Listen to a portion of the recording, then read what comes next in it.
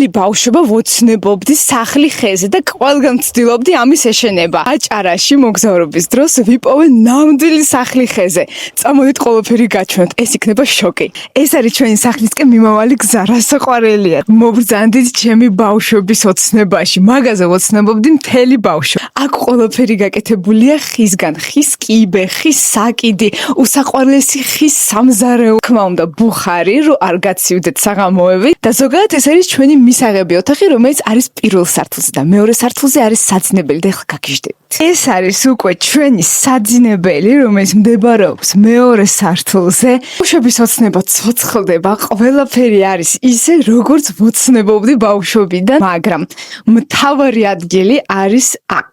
ყველაზე მაგარი არის ეს ხიდი, რომელიც მიდის ჩემ პირად აივანზე, საიდანაც იშლება ულამაზესი ხედები ხიხაძირზე ზოგადად და რა თქმა უნდა პირდაპირ ფოთლებში ვიჯდები დილაობით და საღამოებით და ვის უნთქავ აი ამ სუფთა ჰაერით.